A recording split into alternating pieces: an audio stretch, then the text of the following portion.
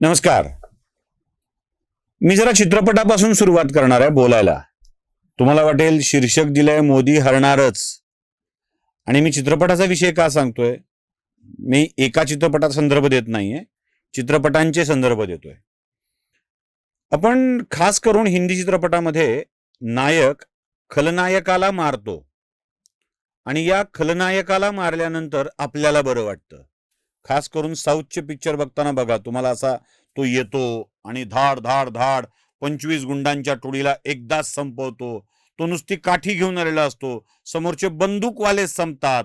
असलं काही भलं भलं बघितलं की आपल्या त्या इतक्या भावना तृप्त होऊ लागतात, विरेचन होऊ लागतं भावनांचं, आणि त्यात आपण खुश होतो. म्हणजे खरं तर आलेला विलन खोटा असतो, तो नायकही खोटा असतो. मारामारी खोटी असते, घडतं पण पडद्यावर ते खोटं खोटं, आणि उगाच आपल्याला बरं वाटतं. याला साहित्यात विरेचन हा शब्द म्हणतात. अनेक वेळेला हाच शब्द अर्गझम या अर्थाने वापरला जातो. जरा पांचटपणाकडे जातोय, पण कधी कधी काय होतं माहित आहे की एखाद्या चित्रपटातला एखादा सीन बघितला की उगीच आपण हलके होऊन जातो, त्याला अर्गझम म्हणतात. म्हणजे टिपेला जाणे, आणि त्याला अर्गझम म्हणतात. राजकारणात हे असंच चाललंय की काय, असा माझ्या मनातला प्रश्न आहे. आपल्या विषयावर येऊ. मोदी हरणारच, आणि मग तुम्हाला पहिले दिलेले 2 संदर्भ कसे लागू पडतात ते कळेल. मोदी हरणारच.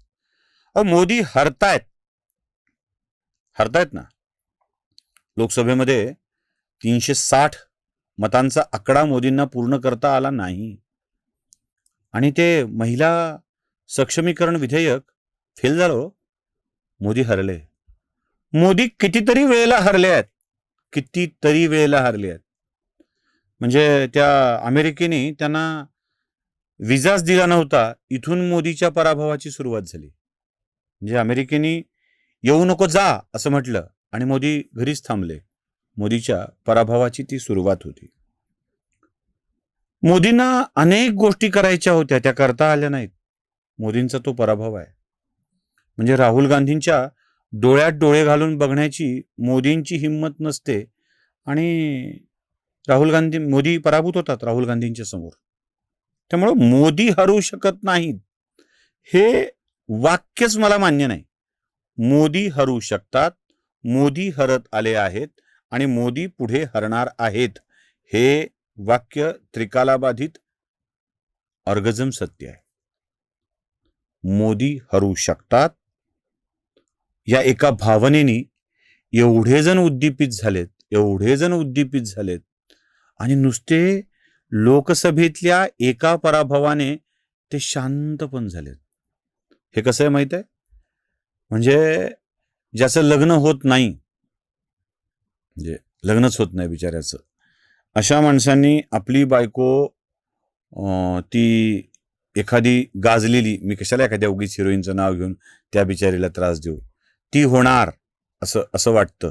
म्हणजे एखादी मोठी हिरोईन, चला सनी लिओनी आपली बायको होणार, आपण सनी लिओनीवरच भागू, बाकी बिचाऱ्या चांगल्या हिरोईनला का त्रास द्यायचा उगाचच. सनी लिओनी आपली बायको होणार या एका कल्पनेने सनी लिओनीचे चित्रपट बघत बघत पडद्यावरच्या श्रंगाराला आपल्यासोबतच होतं आहे असा भास होऊन ज्यांचा अर्गझम शांत होतो ना, तसा आहे. मोदींच्या पराभवाच्या कल्पना त्या पातळीवरच्या आहेत. माफ करा, जरा स्पष्ट बोलावं लागतंय. मोदी हरणारच, मोदींनी ठरवलं तर. म्हणजे अनेकांना सोशल मीडियावर असा चेकाळल्यागत करतायत ना ते, की हरलं, झालं, संपलं, आता याला काय म्हणू नका, याला मोदींचा विशेष डाव म्हणू नका, वगैरे वगैरे वगैरे, सगळं असलं काय चाललंय. मी तुम्हाला एक गंमत सांगतो. गंमतच आहे ती. म्हणजे या सगळ्यांना, सनी लिओनीला पडद्यावर बघून जे शांत होत आहेत ना, त्यांना सांगतोय, मित्रो, मोदीला 360 नाहीत याची अक्कल नव्हती का? आपले पुरेसे खासदार निवडून आलेले नाहीत याचं ज्ञान नव्हतं का? की मोदीच स्वप्नात होते मागच्या वेळेसच्या, आपले भरपूर आहेत, आता आपण काय वाटेल ते करू शकतो, याचं भान नव्हतं का? की मोदींना भाबडा विश्वास होता की काँग्रेसच्या मनामध्ये सद्गुण येतील आणि या सद्गुणांनी आपण विजयी होऊन जाऊ, हे विधेयक आणू. तुम्हाला आठवत असेल, लोकसभेतल्या भाषणात मोदींनी एक वाक्य उच्चारलं होतं. ते म्हणाले, हे विधेयक संमत झालं तर आपण सगळे जिंकू, तुम्हीही जिंकाल, मीही जिंकेल, आणि विधेयक पराभूत झालं तर फक्त मी जिंकेल. या वाक्याचा गहिरा अर्थ कुणाला कळतोय? कुणाला? मोदींनी हे विधेयक काँग्रेसच्या हाताने पाडून काँग्रेसची अवस्था काय करून ठेवली आहे याची कल्पना आहे? म्हणजे ईव्हीएम असा विषय मांडणारे किती मूर्ख असतात हे लवकरच तुम्हाला कळणार आहे. फार लवकर म्हणजे किती लवकर? 23 आणि 29 होऊ द्या आणि पुढच्या मे महिन्यामध्ये पहिल्याच आठवड्यात पश्चिम बंगालच्या निवडणुकांचा निकाल लागू द्या. यांचा अर्गजम किती फेल आहे हे तुमच्या लक्षात येईल. ईव्हीएमच्या नावाने पुन्हा बोंबा मारायला आणि नवा अर्गजम करायला हे मोकळे तो. मोदी हरू शकतात, मोदींनी ठरवलं तर.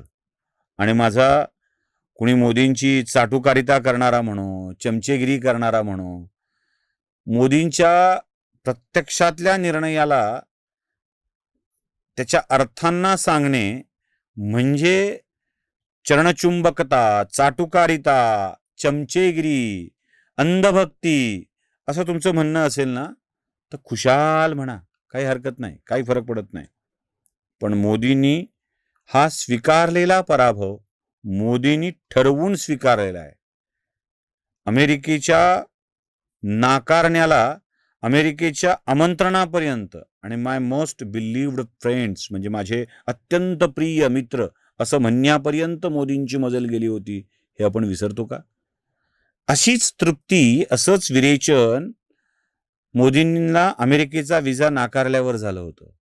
आता काय, मोदींना नाकारलं, राष्ट्रीय पातळीवर, आंतरराष्ट्रीय पातळीवर नाकारला गेलेला मोदी आहे असं म्हटलं गेलं. आणि पुढे याच मोदींनी 3 वेळेला बिहार जिंकला, गुजरात जिंकलं, आणि पुढे 3 वेळेला भारत जिंकला. त्यामुळे ज्यांना कुणाला असं वाटतंय ना की मोदी हरलेत, हो मोदी हरलेत, मोदींनी ठरवलं म्हणून. मोदी हरू शकतात, मोदींनी ठरवलं तर. नमस्कार.